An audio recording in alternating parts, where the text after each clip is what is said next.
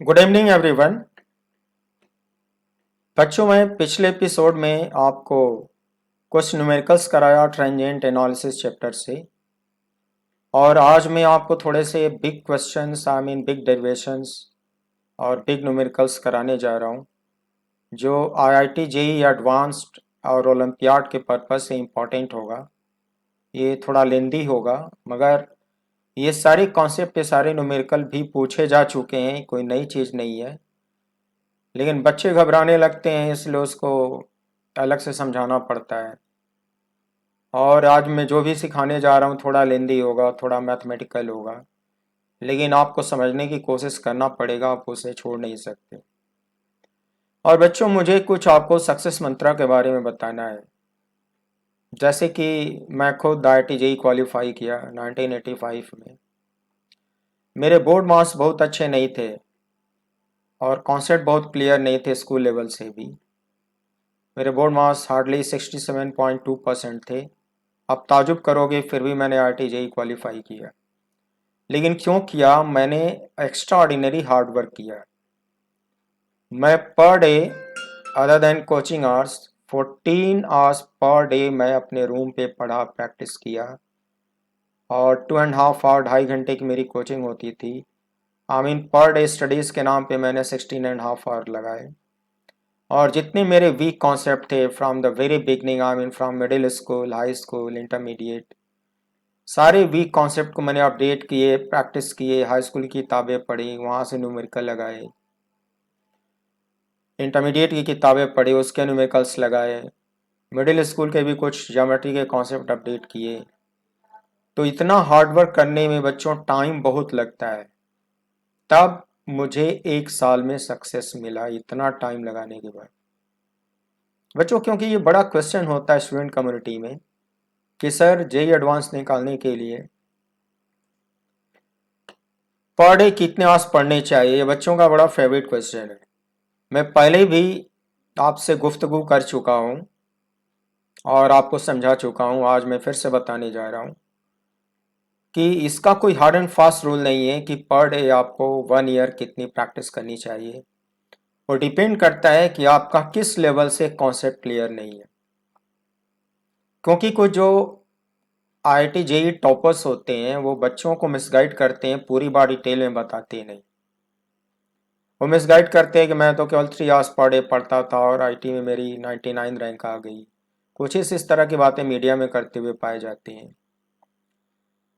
तो बच्चों, मैं बताना चाहता हूँ कि वो डिटेल में नहीं बताते, झूठ बोलते हैं और आपको मिसगाइड करते हैं। मैं आपको बताना चाहता हूँ कि मेरा कॉन्सेप्ट मिडिल स्कूल से बेहतर, बहुत ज़्यादा क्लियर नहीं था। तो सबको अपडेट करने के लिए मेरे को 14 आवर्स पर डे पढ़ना पड़ता था। अगर हाई स्कूल लेवल से कॉन्सेप्ट मेरा सही होता तो मुझे थोड़ा और कम पढ़ना पड़ता। इंटरमीडिएट तक का कॉन्सेप्ट मेरा 100% क्लियर होता तो मैं भी केवल 6 आवर्स पर डे प्रैक्टिस में काम बन जाता। यही बात आप पे लागू होती है कि किस लेवल से आपका कॉन्सेप्ट क्लियर नहीं है। अगर आप इंटरमीडिएट तक कॉन्सेप्ट अच्छे से बना रखे हो, हार्ड वर्क करके, न्यूमेरिकल्स की प्रैक्टिस करके 100% कमांड कर रखे हो, तो ऑब्वियसली अगर आप इंटरमीडिएट में क्वालिफाई नहीं कर पाए तो उसके बाद पर डे 5-6 आवर्स की प्रैक्टिस करके भी आप अच्छी रैंक ला सकती हो। एक बात मैं और बताना चाहूँगा कि बोर्ड में आपके जो मार्क्स आते हैं वो जेईई एडवांस क्वालिफाई करने का मेजरमेंट कतई नहीं होता। क्योंकि मैं बताऊँ, मैंने हार्ड वर्क करके 67.2% ट्वेल्थ में होने के बावजूद भी मैंने आईआईटी जेईई में 1374 1374 रैंक में लाया। 67.2% थे मेरे इंटरमीडिएट में। लेकिन मैंने 30+ ईयर्स अपनी कोचिंग में पढ़ा। मैंने देखा कि 98% स्कोर करने वाले बच्चे भी जे एडवांस नहीं निकाल पाते, तो मेरी वजह से नहीं, अपनी वजह से, क्योंकि उनसे वो हार्डवर्क नहीं होता था, वो प्रैक्टिस नहीं होता था जितना उनको करने को दिया जाता था। लेकिन मैंने ये भी देखा है कि 75-76% मार्क्स सिक्योर करने वाला बच्चा, वो हार्ड वर्क करके सिंसियर होके वो 400, 500, 600 जेई एडवांस में रैंक ले आता था। इसलिए मैं बार बार कहना चाहता हूँ कि बोर्ड एग्ज़ाम इस बात की गारंटी नहीं देता कि अगर आप अच्छे मार्क्स लाए तो आप जेई एडवांस निकाल ही पाओगे, कोई गारंटी नहीं देता। इसमें कॉन्सेप्ट का क्लियर होना जरूरी है। बहुत बच्चे समझते नहीं है, रट्टा मारते हैं, स्पेशली देखा गया है बहुत सारे बच्चे रट्टा मार के बोर्ड एग्जाम में बहुत अच्छे नंबर ले आते हैं, लेकिन कंपटीशन लेवल के क्वेश्चन वो नहीं कर पाते क्योंकि वो रट्टा मारे हैं, उनको कॉन्फिडेंस नहीं है, कॉन्सेप्ट क्लियर नहीं है, तो स्किल अप्लाई नहीं कर पाते और कंपटीशंस में अच्छी रैंक कभी नहीं ला पाते। तो बच्चों, इन बातों को आप ख्याल रखना कि बोर्ड एग्ज़ाम ठीक से देना तो चाहिए ही, मगर साथ साथ में कंपटीशंस की प्रैक्टिस करते रहोगे, मे भी बोर्ड में कम नंबर आएंगे लेकिन कंपटीशन अच्छे रैंक से निकल आएगा। तो मैंने जो एक्सपीरियंस किया अपनी लाइफ में वो मैंने आपके साथ शेयर किया, और उम्मीद है कि आप में से कुछ लोग सीनियर होंगे तो वो ये इस बात को रियलाइज़ कर गए होंगे कि कुछ ऐसा ही होता होगा। तो प्यारे बच्चों, देखिए आज मैं आपको जेई एडवांस ओलंपियाड लेवल के कुछ डेरिवेशंस और कुछ बिग साइज के न्यूमेरिकल्स कराने जा रहा हूँ। आप कंसंट्रेट रहना, फोकस रहना, सीरियस रहना, आपको समझ में ज़रूर आएगा क्योंकि मैं बारीक बारीक यानी कि जो फाइन कॉन्सेप्ट होते हैं वहाँ से समझाना शुरू करता हूँ। लेकिन कोई स्टूडेंट अगर इस वीडियो को फर्स्ट टाइम वॉच कर रहा होगा तो उससे मैं रिक्वेस्ट करूँगा कि मेरे यूट्यूब चैनल के प्लेलिस्ट में जाकर फिजिकल मैथमेटिक्स के सारे एपिसोड्स पहले वो अपडेट कर ले, और इस करेंट इलेक्ट्रिसिटी के सारे एपिसोड, पुराने एपिसोड अपडेट कर ले, तभी वो आज मेरी बात समझ पाएगा, नहीं तो उसको समझ में नहीं आएगा। सो प्यारे बच्चों, आप मेरी बातों को गौर से सुनिए, ध्यान दीजिए और अकॉर्डिंगली वर्क करिए, आपको सक्सेस ज़रूर मिलेगा। अभी बहुत सारे एग्ज़ाम्स आपको कमिंग मंथ्स में देने हैं, बहुत करीब है। मैं आपको बेस्ट ऑफ लक बोलता हूँ कि आप सिंसियर रहिए, नादानियाँ छोड़ दीजिए, बचपना छोड़ दीजिए, थोड़ा सीरियस हो जाइए और आप भी अच्छा परफॉर्म करोगे, आपका करियर बहुत ठीक से सेटल होगा। तो बच्चों देखिए, मैं आपको क्या बताने जा रहा हूँ। Concepts of resistive networks. First case, tapering solid conductor. ये एक सॉलिड कंडक्टर है जिसका क्रॉस सेक्शन सर्कुलर है, मगर ये टेपरिंग है, आई मीन लेफ्ट साइड में इसका रेडियस R1 है और राइट फेस पर इसका रेडियस R2 है। Central length centre to centre इसका इक्वल टू L है। अगर A और B के बीच में कोई बैटरी लगा दी जाए तो करंट इसमें लेंथ के पैरेलल फ्लो करेगी, तो बिटवीन A एंड B इसका रेजिस्टेंस क्या होगा, ये मुझसे पूछा गया है। मैंने फॉर्मूला लिख दिया है, RAB equals rho L upon pi R1 R2, limitation R2 minus R1 is much less than L। बच्चों, मैं इसका मीनिंग समझाना चाहूँगा, बहुत लोग इसका मीनिंग नहीं जानते कि इस न्यूमेरिकल में ये कंडीशन क्यों लिखना ज़रूरी है। आई मीन दोनों रेडियस का डिफरेंस लेंथ के कंपैरिजन में वेरी स्मॉल होना ज़रूरी है, तभी ये फार्मूला वर्क करेगा। इस फार्मूले में rho for resistivity of the homogeneous material and L for central length of the conductor, pi R1 R2, R1 is radius of the left face and R2 is the radius of right face। मैं बताना चाहता हूँ बच्चों कि इसके derivation में हम लोग पैरेलल प्लेट कैपेसिटर का फार्मूला लगाएंगे, इसमें एक एलिमेंट काटेंगे। पैरेलल प्लेट कैपेसिटर के दो प्लेटों के बीच में जो फार्मूला आपने कैपेसिटेंस का पढ़ा है, सॉरी कैपेसिटेंस नहीं, मैं रेजिस्टेंस की बात करता हूँ। जब आपको मैं डेरिवेशन स्कूल लेवल का पिछले एपिसोड्स में कराया था तो आपको याद होगा कि जो सिलिंड्रिकल कंडक्टर था उसका रेडियस कांस्टेंट था, क्रॉस सेक्शनल एरिया यूनिफॉर्म था। तो जब क्रॉस सेक्शनल एरिया यूनिफॉर्म था तो आइडियल कंडीशन में माना गया था कि उसकी पूरी लेंथ के हर पॉइंट पर electric field intensity almost uniform है, सारी लाइंस पैरेलल हैं। तब जाके फार्मूला डिराइव होके आया था R equals rho L by A. तो रो एल बाई ए इसमें फार्मूला तभी वर्क करेगा जब cross sectional area almost constant लोगे। नहीं तो rho L by A formula इसमें वर्क नहीं कर पाएगा। तो क्रॉस सेक्शन को ऑलमोस्ट कांस्टेंट लेने के लिए रेडियस का difference as compare to L very small होना चाहिए। I mean R1 R2 almost equal होना चाहिए। तब हम लोग कह सकते हैं कि फ्रॉम लेफ्ट टू राइट इसका cross sectional area almost uniform है, और तभी हम लोग रेजिस्टेंस का फॉर्मूला रोयल बाई ये इस्तेमाल कर पाएंगे। इसलिए ये लिमिटेशन लिखना ज़रूरी है, क्योंकि फिजिक्स में जो एक फार्मूला डिराइव होता है उस कंडीशन को मीट आउट करने के लिए जो नेक्स्ट डेरिवेशंस होते हैं उसमें उसी कंडीशन को फॉलो करा के डेरिवेशन को आगे बढ़ाया जाता है। फिजिक्स में ऐसा होता है। तो ये लिमिटेशन होगा तभी ये डिराइव हो पाएगा। ए और बी के बीच में एक बैटरी लगा दो, हाइपोथेटिकल बैटरी, सो दैट आपको समझने में आसानी हो जाएगी। तो देखिए मैं एक हाइपोथेटिकल बैटरी लगाया हूँ। बच्चों ये टॉपिक मैं अपनी बुक से पढ़ा रहा हूँ और ये मेरी बुक का एडवांस वर्जन है। एलिमेंट्री वर्जन में पब्लिश कर चुका हूँ, आपको बता चुका हूँ। एडवांस वर्जन में बड़े बड़े क्वेश्चन होते हैं, बड़े कॉन्सेप्ट होते हैं, ये भी मैं पब्लिश कर चुका हूँ, इसको भी इन्फॉर्म कर चुका हूँ। और वीडियो की शुरुआत में मेरे वेबसाइट का URL मिलेगा, वहाँ से आप विजिट कर सकते हो मेरी बुक्स के बारे में, और एक कॉपी ऑर्डर करके अपने रूम पे टेबल में रख सकते हो रिवीजन के लिए। फ़ायदा ये होगा कि आपको नोट्स बनाने की ज़रूरत नहीं होगी, डायरेक्ट आप मेरी बुक से रिवीजन कर सकती हो। तो बच्चों देखिए मैं कैसे डिराइव करता हूँ। मान लो कि A और B के बीच में तुमने एक हाइपोथेटिकल बैटरी लगा दी और करंट राइटवर्ड फ्लो करना शुरू कर दी। इसमें क्या करेंगे, कांस्टेंट क्रॉस सेक्शन लेने के लिए बहुत पतली सी वर्टिकल डिस्क काटेंगे। सोन बाय डॉटेड लाइन, ये डिस्क है, वर्टिकल है और बहुत पतली है। यार बच्चों आपको थोड़ी थोड़ी कैलकुलस समझ में आने लगी होगी। एक्स सेंट्रल डिस्टेंस एक्स पर,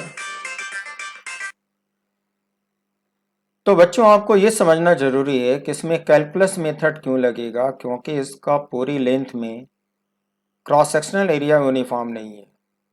तो जब इसमें vertical very thin element cut करोगे जिसको डिस्क बोलोगे, तो सेंट्रल डिस्टेंस एक्स पर dx थिकनेस का जब एक पतला सा डिस्क काटोगे, डिस्क इतनी पतली होगी कि इसका राइट फेस का रेडियस और लेफ्ट फेस का रेडियस ऑलमोस्ट इक्वल होगा, और मैं कह सकता हूँ कि इस डिस्क का क्रॉस सेक्शन ऑलमोस्ट यूनिफॉर्म होगा। और फिर मैं कहना चाहता हूँ किस तरह से अगर इनफाइनाइट या large number of thin disc काटी जाए, वर्टिकल डिस्क काटी जाए पूरी लेंथ में, तो सभी से होकर सेम करंट पास करेगी। सेम करंट पास करेगी सभी डिस्क से, इसका मतलब सभी डिस्क का कॉम्बिनेशन सीरीज कॉम्बिनेशन माना जाएगा। सारी डिस्क का कॉम्बिनेशन सीरीज कॉम्बिनेशन माना जाएगा। तो इस पतली डिस्क का जो रेजिस्टेंस होगा वो वेरी स्मॉल होगा, उसको कैलकुलस में रो dr लिखा जाएगा। लेंथ वो होता है जो करंट के पैरेलल होता है, इस डिस्क का लेंथ dx होगा। क्रॉस सेक्शन वो होता है जो करंट पे परपेंडिकुलर होता है, करंट पे परपेंडिकुलर क्रॉस सेक्शन पाई r स्क्वायर होगा। होमोजेनियस मटेरियल है तो रेजिस्टिविटी रो का रो रहेगी। तो बच्चों हम लोग इस पतली सी डिस्क का जो रेजिस्टेंस dr लिखेंगे कुछ इस तरह से लिखेंगे, dr इक्वल्स रो dx upon pi r square.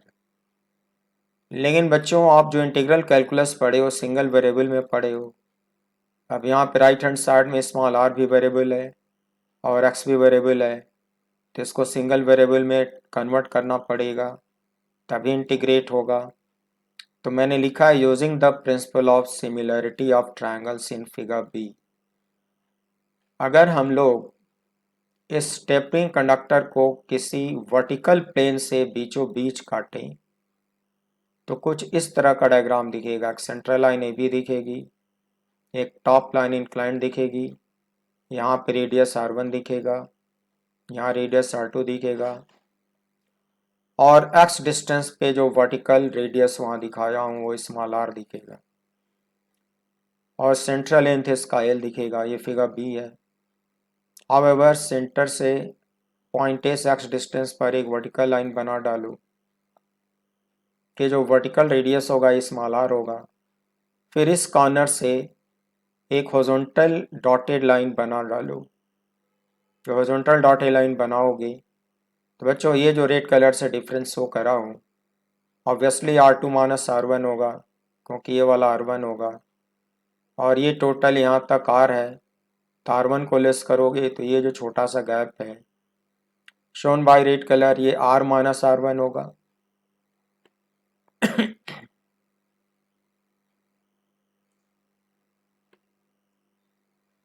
अब आप देख सकते हो कि इस डायग्राम में एक छोटा ट्रायंगल है और एक बड़ा ट्रायंगल है, और ये दोनों ट्रायंगल सिमिलर माने जाएंगे क्योंकि इनके करस्पॉन्डिंग एंगल सेम है। तो ये स्मॉलर ट्रायंगल और एक ये बिगर ट्रायंगल, इसमें सिमिलरिटी ऑफ ट्रायंगल का फॉर्मूला लगाता हूँ, and ratio of sides must be same. तो सिमिलरिटी ऑफ ट्रायंगल लगाऊंगा बच्चों, तो स्मॉलर ट्रायंगल का base R minus R1 divided by bigger triangle का base R2 minus R1 equals smaller triangle की height x divided by bigger triangle की height equal to small l। ये मैंने similarity of triangle से लिख डाला, is it. फिर R2 minus R1 से इधर क्लास मल्टीप्लाई किया तो R माइनस R1 मिलता है equal to R2 minus R1 into x by L.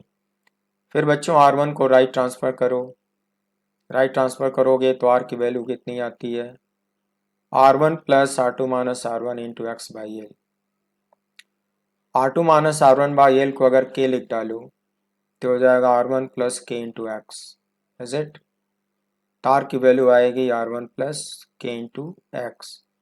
बच्चों आप देख सकते हो कि कांस्टेंट माना जाएगा, R1 भी कांस्टेंट ही है, तो राइट साइड में सिंगल वेरिएबल x हुआ, और मैंने इंस्टेंटेनियस रेडियस को x का फंक्शन यहाँ पे बना डाला। अब total resistance between A and B find करने के लिए आप जानते हो बच्चों सीरीज कॉम्बिनेशन में बहुत सारे रजिस्टर जुड़े हैं, फार्मूला लगाते हैं R1 plus R2 plus R3 plus R4 plus dot dot Rn, उसको सिग्मा नोटेशन में लिखते हैं सिग्मा dr। लेकिन जब कंटिन्यूस थिन थिन एलिमेंट काटे जाते हैं तो मैथ का थ्योरी है कि जो सिग्मा है वो इंटीग्रल में कन्वर्ट हो जाता है, और वो जो R होता है उसको यहाँ पे dr लिखा जाता है क्योंकि वो वेरी स्मॉल होगा। तो अब ये जो dr होगा, जो आपने एक पर्टिकुलर डिस्क यहाँ पे काट रखी है डायग्राम में, इस डिस्क का रेजिस्टेंस वेरी स्मॉल होगा, और वही dr होगा जो मैं यहाँ पे लिख के सिखाया हूँ आपको। प्यारे बच्चों उस dr की वैल्यू मैंने यहाँ पे इंटीग्रल में मिला के पुट किया। ऑब्वियसली मैं r को x का फंक्शन बना चुका हूँ, तो r को x का फंक्शन बनाया, उसको ला के पुट किया। अब राइट हैंड साइड में सिंगल वेरिएबल x आपको दिख रहा होगा, तो इंटीग्रेट करना होगा लेफ्ट साइड से राइट साइड तक, पूरा वॉल्यूम कवर करना होगा। तो पूरे वॉल्यूम को कवर करने के लिए लिमिट इस वेरिएबल की लिखी जाती है, तो लेफ्ट इंड पर x की लोअर लिमिट 0 मानी जाएगी और राइट इंड पर x की अपर लिमिट टेल मानी जाएगी। फिर बच्चे रो अपन पाई इसमें से कॉमन ले लो और इस क्वांटिटी को न्यूमरेटर में ले जाओ। न्यूमरेटर में जाके होगा R1 plus K x raise to the power minus 2 into d x, is it, limit 0 to L। अब बच्चों यहाँ पे मेथड ऑफ सब्स्टिट्यूशन लगाओगे, जो कि मैं कैलकुलस बहुत पहले पढ़ा चुका हूँ, कि इस पूरे क्वांटिटी को आप अनदर वेरिएबल जेड से रिप्लेस करो, फिर सब्स्टिट्यूट करके ds को dz में कन्वर्ट करो और फिर इंटीग्रेट करो। ये काम तुम्हें खुद करना होगा, मैं यहाँ पे सिर्फ आंसर लिखा हूँ कि जब इसको सब्स्टिट्यूशन मेथड से इंटीग्रेट करोगे तो बच्चों ये आता है -1 अपान R1 plus K x into 1 by के। आप मेथड लगा लेना और सॉल्यूशन निकाल के इसे मैच करा लेना। तो इंटीग्रल का सॉल्यूशन मैंने डायरेक्टली लिख डाला, फिर वेरिएबल एक्स की लिमिट यहाँ पे मैंने राइट साइड पे लिख डाला। फिर बच्चों के कांस्टेंट है वो इस ब्रैकेट के बाहर निकल आएगा। उसके बाद एक्स की जगह पे पहले अपर लिमिट रखूँगा L, फिर माइनस लगाऊंगा, फिर एक्स की जगह पे लोअर लिमिट रखूँगा 0, इज इट। तो बच्चों जब अपर लिमिट रखोगे तो वो माइनस के साथ ही आएगा, क्या आएगा, -1 अपान R1 प्लस के आएगा। फिर माइनस के बाद लोअर लिमिट रखोगे तो ये 0 हो जाएगा, यहाँ -1 बाई R1 बचेगा। बच्चों -1/R1 को एक माइनस और मल्टीप्लाई करोगे तब जाके ये +1/R1 हो जाता है। ये आप समझते होगे क्योंकि आप मैथ में कई बार करे होगे। फिर इस क्वांटिटी को सिंप्लीफाई करूँगा तो मिलेगा मुझे R2 - R1 upon R2 R1 into rho upon K पाई।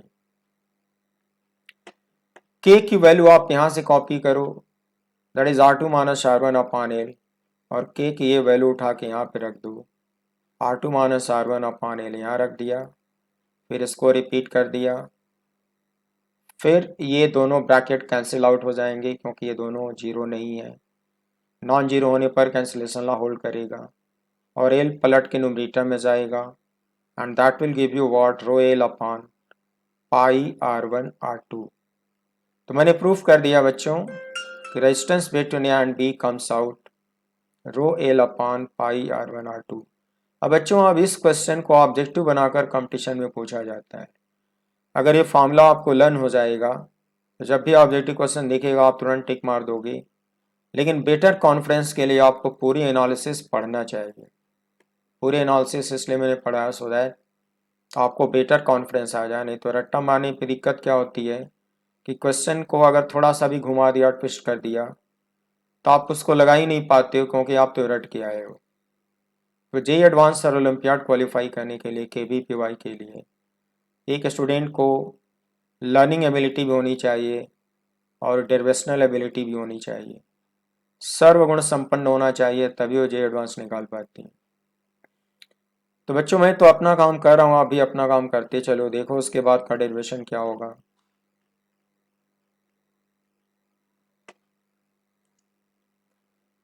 क्यूबिकल वायर नेटवर्क, यहाँ पे आइडेंटिकल वायर को मिलाकर एक क्यूबिकल नेटवर्क बनाया गया है। ये सारे वायर हैं, आइडेंटिकल वायर हैं, सबका लेंथ इक्वल है, सबका मटेरियल सेम है, सबका डिस्टेंस इक्वल है, सबका रेडियस इक्वल है। तो हर एक पार्ट का लेंथ इक्वल होने की वजह से हर एक स्टेट पोर्शन का रेजिस्टेंस इक्वल होगा। फिर R E resistance of each state component. बच्चों आपसे यहाँ पे पूछा गया है equivalent resistance between A and G, then A and C, then A and B respectively. 3 question create किया गया है। तो बच्चों डिराइव करने पर ए और जी के बीच में जो रेजिस्टेंस आता है वो 5/6 आएगा, मैं करके दिखाऊंगा। ए और सी के बीच में जो रेजिस्टेंस आएगा दैट कम्स आउट 3/4 ए और बी के बीच में जो रेजिस्टेंस आएगा दैट कम्स आउट 7/12 बच्चों मैं पिछले एपिसोड्स में ये फॉर्मूला तो रिवाइज कराया हूँ उन बच्चों के लिए जो लर्न करके काम चलाना चाहते हैं। फॉर्मूला लर्न करके आप ऑब्जेक्टिव तो कर सकते हो, लेकिन आपको कॉन्फिडेंस नहीं आएगा, और आज मैं इसको प्रूफ करके दिखाऊंगा for better confidence. Then we are coming to proof, see the below figures for the reference. So our first question is equivalent resistance between A and Z. For the sake of convenience, connect a battery between A and Z. बच्चों एक battery लगा, कुछ question में battery लगाने से मेरा question easy हो जाता है। मैंने माना है कि पॉइंट ए और पॉइंट जी इन दोनों के बीच में रेजिस्टेंस चाहिए, इन दोनों के बीच में एक हाइपोथेटिकल बैटरी लगा दो। तो माना कि पॉजिटिव टर्मिनल से करंट आई निकल रही है, जंक्शन ए पर इंटर करेगी, जंक्शन जी से लीव आउट करेगी। किरचॉफ लॉ सेटिस्फाई करने के लिए करंट का मैग्नीट्यूड सेम होना चाहिए। अब मैं बच्चों आपको इसमें करंट का डिस्ट्रीब्यूशन दिखा रहा हूँ। करंट की टेंडेंसी होगी ए पर इंटर करना और जी से बाहर जाना। अगर मैं ए और जी को सिंपली एक स्ट्रेट लाइन से ज्वाइन कर दूं तो ये क्यूबिकल वायर नेटवर्क का ये लॉन्गेस्ट डायगोनल होगा। AZ will be longest diagonal for this cubical network। तो मैं देख सकता हूँ कि ये जो लाइन है इसको एक्सिस बोला जाए, तो इसके रिस्पेक्ट में हमें 3 रास्तों में सिमेट्री मिलेगी। कैसे मिलेगी मैं बता रहा हूँ। जैसे ये फर्स्ट पाथ है, करेंट इंटर करके डाइवर्जिंग नेचर की होगी क्योंकि उसको जी पे जाना है, डाइवर्जिंग नेचर वो बी पे जाएगी, फिर बी से जी पर उसका जाना टेंडेंसी है क्योंकि वहीं से निकलना है। तो बच्चों बी से जी पर जाने के एक जैसे दो रास्ते दिखेंगे तुम्हें, बी सी जी दिखेगा, फिर बी एफ जी दिखेगा। ये दोनों रास्ते एक जैसे हैं, तो इन दोनों रास्तों में सिमेट्री मानी जाएगी। ड्यू टू सेम रीजन, अगर करंट एडी पाथ पे एंट्री लेती है तो उसको डी के बाद जी तक पहुंचने की कोशिश करेगी, वहीं से निकलना है। तो बच्चों डी से जी तक जाने के आइडेंटिकल टू पाथ हैं, एक है डी सी जी और एक है डी एच जी, बिल्कुल आइडेंटिकल टू पाथ है। फिर अगर करंट ई के रास्ते से इंटर करती है तो ई से जी तक जाने के आइडेंटिकल टू पाथ मिलेंगे, एक मिलेगा ई एफ जी, दूसरा मिलेगा ई एच जी। बच्चों में समझाने की कोशिश किया कि ए पर जब आई करंट इंटर करेगी तो with respect to this diagonal, longest diagonal, इन तीन रास्तों में करंट को डिस्ट्रीब्यूट होने के लिए सिमेट्री मिलेगी। तो जब रास्ते सिमेट्रिकल हो लेते करंट इक्वली डिस्ट्रीब्यूट हो जाती है, यानी कि 1/3 ऑफ आई/3 इस रास्ते से जाएगी, फिर I/3 इस रास्ते से जाएगी, फिर इस रास्ते से जाएगी। करेक्ट। जब I/3 बी पर पहुंचेगी तो उसको जी पर निकलना होगा, लेकिन बी से डाइवर्ट होने के उसको आइडेंटिकल टू पाथ मिलेंगे, एक बी सी मिलेगा, एक बी एफ मिलेगा। अब बच्चों ये दोनों रास्ते सिमेट्रिकल है, तो I/3 उन दोनों रास्तों में इक्वली डिवाइड होगी। आई मीन इधर भी I/6 और इधर भी I/6। Got it. Due to same reason आप यहाँ पे आ जाओ, I/3 डी पे आएगी, फिर डी से जी तक जाने के दो रास्ते आएंगे, तो इधर भी I/6 मूव करेगी, इधर भी I/6 मूव करेगी। फिर उसको आप ए से ई तक जाने दो, I/3, फिर ई से जी पर जाने के दो रास्ते होंगे एक जैसे, तो इस रास्ते में I/6 जाएगी, इधर भी I/6 जाएगी। Got it. अब किरचॉफ फर्स्ट ले लगाओ। बच्चों ये जो जंक्शन डी है, यहाँ से I/6 दिखा चुके हो। अब जंक्शन एफ की बात करो, जंक्शन एफ पर ऊपर से I/6 आ रही है और ई से I/6 आ रही है, तो यहाँ पे किरचॉफ फर्स्ट लॉ से दोनों करंट कंबाइन होकर I/3 बन के इस रास्ते से फ्लो करेंगे। डीसी पाथ में I/6 है, बीसी में भी I/6 है, तो ये दोनों कंबाइन हो जाएंगी और I/3 बनकर सीजी में जाएंगी। Due to same reason I/6 CF पे जाएगी, BF में I/6 आएगी, कंबाइन होकर I/3 जाएगी। तो बच्चों अल्टीमेटली जो जंक्शन जी पे पाथ मिल रहे हैं, CG में डाउनवर्ड I/3, FG में राइटवर्ड I/3, HG में राइटवर्ड I/3, और ये तीनों करंट कंबाइन होकर I बन जाएंगी, यहाँ से बाहर जाएंगी। तो बच्चों अब हम लोग ये कहेंगे कि पॉइंट B, पॉइंट D और पॉइंट T का पोटेंशियल सेम होगा। इन तीनों का पोटेंशियल सेम क्यों होगा मैं समझा रहा हूँ। अगर आप पे से मूव करो डी पे जाके रुक जाओ, तो आप ऐसे क्वेश्चन बनाते थे किरचॉफ सेकंड लॉ में कि यहाँ का पोटेंशियल पहले लिखो VA, फिर करंट के डायरेक्शन में पोटेंशियल डिक्रीज होता है, तो इधर लिखोगे -I/3 इंटू आर और डी पे रुक जाओ इक्वल टू VD। फिर ए बी रास्ते से चलो, VA -I/3R equal to VB। फिर डाउनवर्ड जाओ, VA -I/3R equal to V।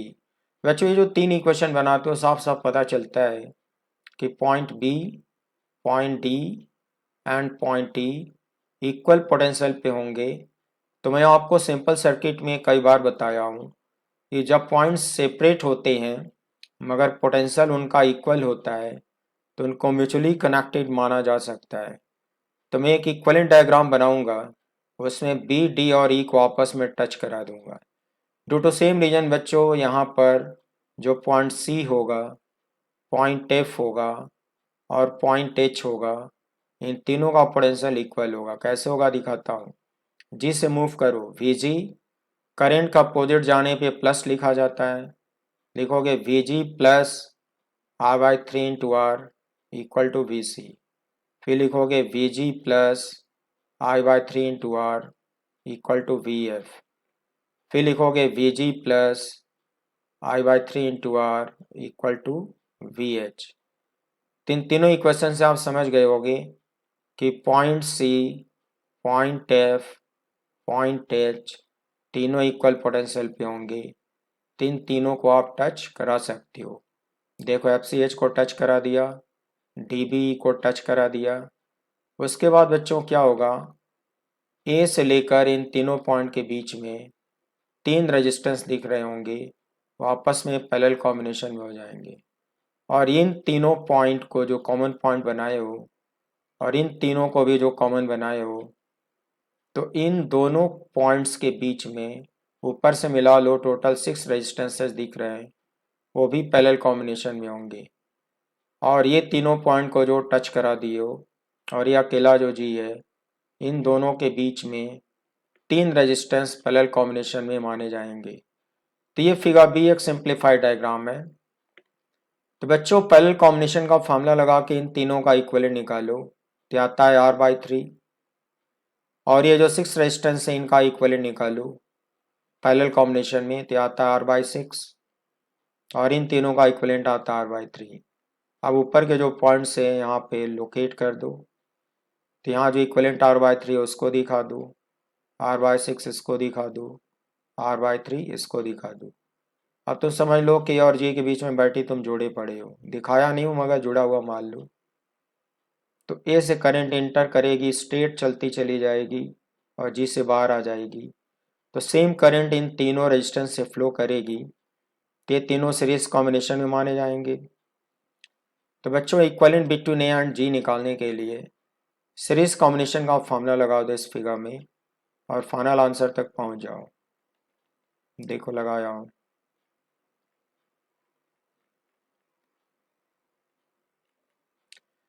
Series combination का फॉर्मूला लगा दिया हूँ। Equivalent resistance between A and G must be R/3 plus R/6 plus R/3, और इसको सॉल्व करोगे तो आएगा 5/6R। Hence proved. यही मैंने ऊपर लिखा था स्टेटमेंट में और ये मैंने आपको प्रूफ करके दिखा दिया। Hence proved. Then equivalent resistance between A and C, between A and C देखो कैसे निकालोगे।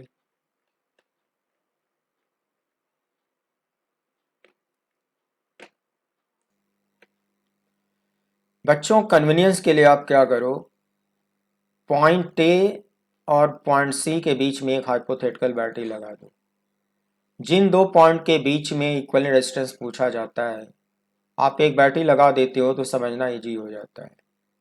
मैंने माना कि पॉजिटिव टर्मिनल से करंट आई इंटर करेगी और सी से लीव आउट करेगी, बैटरी के थ्रू फ्लो कर जाएगी।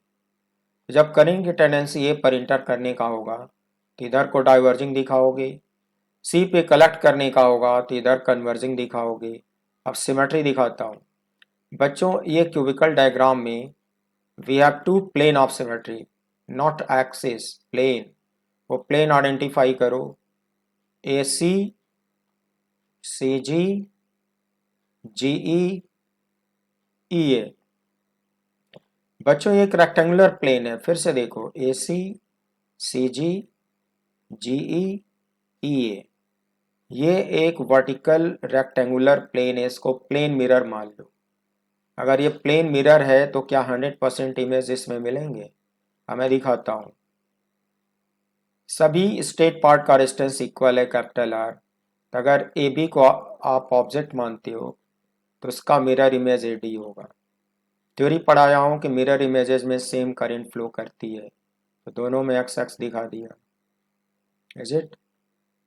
उसके बाद इधर देखो, अगर ई एफ को ऑब्जेक्ट मानते हो टी एच उसका इमेज होगा, तीन दोनों में भी सेम करंट होगा, से y/2 इज इट? उसके बाद बच्चों आप इधर आ जाओ। मान लो कि इन दो रास्तों में एक्स एक्स करंट डिवाइड हो गई, फिर इन दोनों का डिफरेंस I-2x जो डिफरेंस होगा उसको y मान लो। कि जो डिफरेंस होगा वो नेचुरली डाउनवर्ड जाएगी। उसके बाद बच्चों मैं आपको एक और सिमेट्री प्लेन इसमें दिखा रहा हूँ। एक प्लेन मिरर ऐसे क्रॉस करा के वर्टिकल रख दूँ तो देखो B D, D H, H F, F B, B D, D H, H F, F B. एक अगर प्लेन मिरर ऐसे मान लिया जाए तो इसके लिए भी 100% सिमेट्री आपको मिलेगी। कैसे मिलेगी ध्यान देना। अगर ए बी को ऑब्जेक्ट मानता हूँ तो बी सी उसका मिरर इमेज होगा। तो जब ए बी में एक्स करंट दिखाए हो तो बी सी में भी एक्स होगा मगर यहाँ कन्वर्जिंग होगा। सिमिलरली ए डी को ऑब्जेक्ट मानते हो इज इट, तो डी सी उसका इमेज होगा और इसमें एक्स दिखाए हो तो इसमें भी एक्स दिखाओगे। Due to same reason E F को ऑब्जेक्ट मानते हो तो एफ जी उसका इमेज होगा। जिसमें वाई बाई टू शो करे हो तो इसमें भी वाई बाई टू मूव करेगी। ई एच को ऑब्जेक्ट मानते हो तो एच जी उसका इमेज होगा। इसमें वाई बाई टू शो करे हो तो इसमें भी वाई बाई टू कन्वर्जिंग जाएगी। बच्चों इस जंक्शन पे किरचॉफ फर्स्ट लॉ लगाते हो तो इस वर्टिकल पार्ट में करंट जीरो आनी चाहिए। ड्यू टू सेम रीजन अगर यहाँ पे फर्स्ट लॉ अप्लाई करते हो तो वर्टिकल बी एफ में करंट भी जीरो होनी चाहिए। और जब इन दोनों में करंट होगी ही नहीं तो ये मेरे डायग्राम में यूजलेस है, मैं इनको यहाँ से एलिमिनेट कर सकता हूँ। तो नेक्स्ट फिगर बी में बी एफ को और डी एच को मैंने एलिमिनेट कर दिया। देखो यहाँ से हटा दिया। इसको हटने के बाद आपका क्वेश्चन बड़ा इजी हो जाता है। कैसे होता है बच्चों, आर और आर ये दोनों सीरीज में मानोगे, फिर ये दोनों सीरीज में मानोगे, फिर ये दोनों सीरीज में होंगे, फिर ये दोनों सीरीज में होंगे। इन दोनों का इक्विवेलेंट 2R आएगा, इन दोनों का 2R आएगा, इन दोनों का 2R आएगा और इन दोनों का भी 2R आएगा। Is it. तो बच्चों अपर साइड में 2R और लोअर साइड में 2R ये दोनों पैरेलल में होंगे। तो पैरेलल का फॉर्मूला लगाओगे तो इन चारों का इक्विवेलेंट सिंगल आर आएगा। I mean between A and C single R आएगा। ड्यू टू सेम रीजन इन चारों का इक्विवेलेंट भी सिंगल आर आएगा। I mean between E and G single R आएगा। उसको मैं फिगर सी में डिमॉन्स्ट्रेट करता हूँ। Single R, single R, C G already single R and A already single R. Is it प्यारे बच्चों। और डायग्राम साफ साफ बता रहा है कि ए ई जी एंड जी सी ये तीनों सीरीज में होंगे। जब ये तीनों सीरीज में होंगे तीनों का इक्विवेलेंट 3R आएगा। मैंने यहाँ पे 3R दिखा दिया। Between A and C single R बचेगा, यहाँ पे मैंने सिंगल आर दिखा दिया। फाइनली बच्चों ए और सी के बीच में ये दोनों पैरेलल कॉम्बिनेशन होंगे। तो पैरेलल कॉम्बिनेशन का फॉर्मूला लगा दो R1 R2 upon R1 plus R2। Between A and C फिर कैसे निकालोगे बच्चों, देखो R1 R2 upon R1 plus R2 that is 3/4R। Hence proved. ये स्टेटमेंट में मैंने आपको लिख के दिया था और इसको मैंने प्रूव करके आपको दिखा दिया। Then third question of this cubical network, equivalent resistance between A and B. Equivalent resistance between A and B कैसे डिराइव होता है, आप डायग्राम देखो।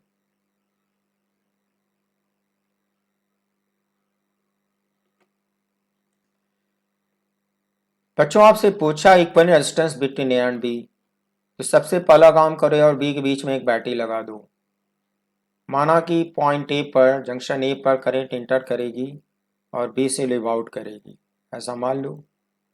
फिर बच्चों सिमेट्री एक्सिस या प्लेन ढूंढने की कोशिश करो।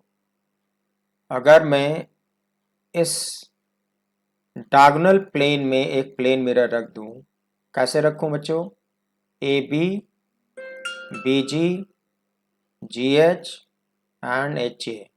फिर से देखो A B, B G, G H and H A. तो आपको 100% इमेज मिलना शुरू हो जाएगा। अगर आप ए डी को ऑब्जेक्ट मानते हो तो इसका मिरर इमेज ए ही होगा। तो ऑब्जेक्ट इमेज में सेम करंट दिखाते हो, दोनों में एक्स दिखा दो। ड्यू टू सेम रीजन अगर आप BC को ऑब्जेक्ट मानते हो तो FB को इमेज मानना पड़ेगा, फिर दोनों में सेम करंट। लेकिन बच्चों यहाँ पे डाइवर्जिंग दिखाते हैं, यहाँ पे कन्वर्जिंग दिखाते हैं, क्योंकि यहाँ करंट को एक्यूमुलेट होना होता है। इन दो के अलावा जो करंट का डिफरेंस होगा उसको जेड मान लो, सीधे सीधे AB से पास करा दो, एज इट। अब प्यारे बच्चों आप क्या करो, अगर आप DH को ऑब्जेक्ट, देखो ये प्लेन मिरर है जो रेड कलर से दिखाया हूँ, ये प्लेन मिरर है, इसको अपने माइंड में रख के समझो, नहीं तो नहीं समझ आएगा। ये प्लेन मिरर है, तो अगर मैं DH को ऑब्जेक्ट मानता हूँ, TH उसका इमेज होगा, और DH में Y करंट दिखाता हूँ downward, I mean converging, TH में भी कन्वर्जिंग Y दिखाना होगा। Due to same reason CG को अगर मैं ऑब्जेक्ट मानता हूँ तो FG भी इमेज होगा, और अगर मैं CG में यहाँ से डाइवर्जिंग करंट Y दिखाता हूँ तो GF में भी मुझको डाइवर्जिंग दिखाना होगा। उसके बाद इस जंक्शन पे किरचॉफ फर्स्ट लॉ यूज करो, Y और Y कंबाइन होकर इधर जाएंगी 2Y, फिर यहाँ Y डिस्ट्रीब्यूट हो जाएंगी। इस जंक्शन पे किरचॉफ फर्स्ट लॉ लगा लो, एक रफ एजम्पशन ले लो, उससे आंसर में फ़र्क नहीं पड़ता है। Now suppose x is more than y, तो इन दोनों का डिफरेंस इस रास्ते से जाएगा x माइनस वाई।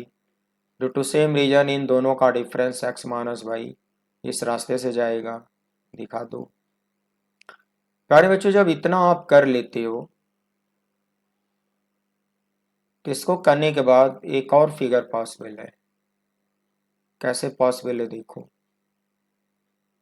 एक इसमें सिमेट्री प्लेन आपको और दिखेगा, जिन दो पॉइंट के बीच में बैटरी जोड़े रहते हो, प्लेन मिरर या तो उसी एक्सिस पे रखते हैं या उस पे परपेंडिकुलर रखते हैं। तो ये वाला प्लेन मिरर तो मैंने ये भी एक्सिस पे रखा था, मगर ये प्लेन मिरर उस पे परपेंडिकुलर में रख रहा हूँ। दिखाया हूँ डॉटेड लाइन से PQ QR RS SP, बीचों बीच अगर AB पे परपेंडिकुलर प्लेन मिरर रख दो बच्चों तो यहाँ भी 100% इमेज मिलना शुरू हो जाएगा। तब उससे एडवांटेज क्या होगा वो मैं आपको दिखा के बता रहा हूँ, ठीक से सुनिएगा बच्चों। पिछले क्वेश्चन की तरह जंक्शन D और जंक्शन E सेम पोटेंशियल पे होंगे, तो इनको आपस में कनेक्ट कर सकता हूँ।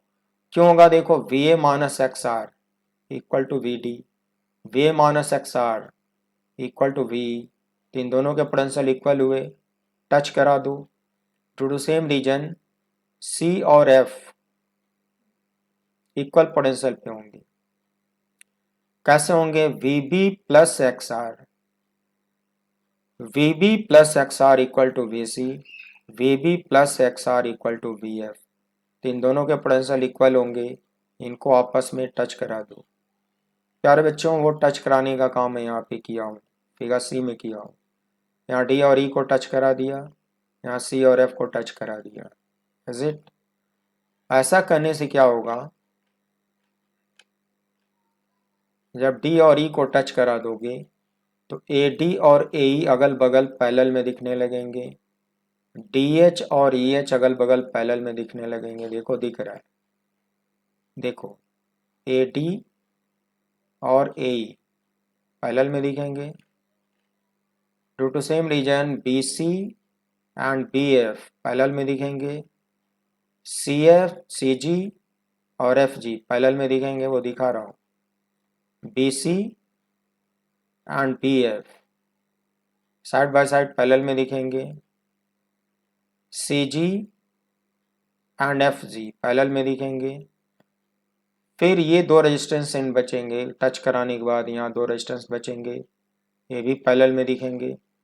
H और G के बीच में सिंगल लगा हुआ है तो ये तो अकेला दिखेगा, A और B के बीच में सिंगल लगा हुआ अकेला दिखेगा। बच्चों अब ये क्वेश्चन कैसे आसान होगा, इन दोनों का इक्विवेलेंट ये पैरेलल में है तो R/2 आएगा, तो एक यहाँ पे रेजिस्टेंस दिखा के R/2 लिख दिया। फिर इन दोनों का इक्विवेलेंट भी R/2 आएगा, सिंगल लगा के R/2 दिखा दिया। ये भी पैरेलल है, इनका R/2 आएगा, यहाँ पे R/2 दिखाया। इन दोनों का R/2 सिंगल R/2, इन दोनों का R/2 सिंगल R/2, और ये फिर भी बचा रहेगा। बच्चों इस फिगर में करंट ए पे इंटर कर रही है और बी से बाहर जा रही है।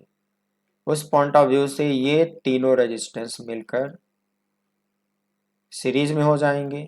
सोचो कि इन तीनों का इक्विवेलेंट 2R आएगा, तीनों को ऐड कर दो और 2R के साथ R/2 पैरेलल में आएगा। पैरेलल का फॉर्मूला लगाने से इन चारों का इक्विवेलेंट 2R/5 आएगा। तो एक डायग्राम और बनाओ। अब बच्चों इन दोनों के बीच में इनका इक्विवेलेंट रेजिस्टेंस 2R/5 लगा दो। देखो मैंने एक डायग्राम और बनाया, यहाँ पे इन दोनों के बीच में 2R/5 लगा दिया। फिर R/2 बचा रहेगा, R/2 बचा रहेगा, R भी बचा रहेगा और इन दोनों के बीच में 2R/5 लगा दो।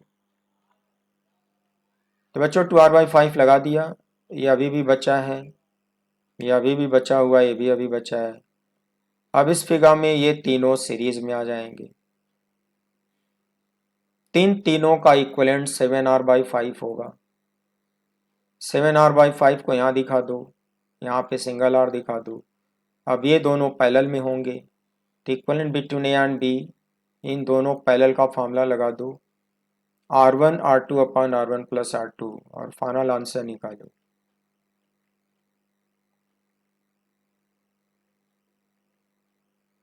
R1 R2 upon R1 plus R2, इसको सिंप्लीफाई करोगे बच्चों आता है 7/12R, हेंस प्रूव्ड। तो क्यूबिकल वायर नेटवर्क में 3 ही क्वेश्चन बनते हैं और ये बड़े इंपॉर्टेंट हैं। मैंने तीनों का डेरिवेशन आपको सिखा दिया। प्यारे बच्चों आज टाइम ज़्यादा हो रहा है, इसलिए इस एपिसोड को मैं यहीं पे कंप्लीट करता हूँ। और मेरे पास अभी इस तरह के बिग डेरिवेशंस और बिग न्यूमेरिकल्स बहुत हैं, तो नेक्स्ट एपिसोड में मैं कराने की कोशिश करूँगा। और आज का एपिसोड मैं यहीं पे कंप्लीट करता हूँ। एक बार से फिर best of luck, coming exams के लिए प्रिपरेशन करो, सीरियसली करो और मेरी ब्लेसिंग्स आपके साथ हैं, आप ज़रूर अच्छा करोगी क्योंकि आप अच्छे बच्चे हो। प्यारे बच्चों, इतनी देर तक पेशेंस के साथ मेरे साथ बने रहने के लिए thank you very much and wish you good night, see you again.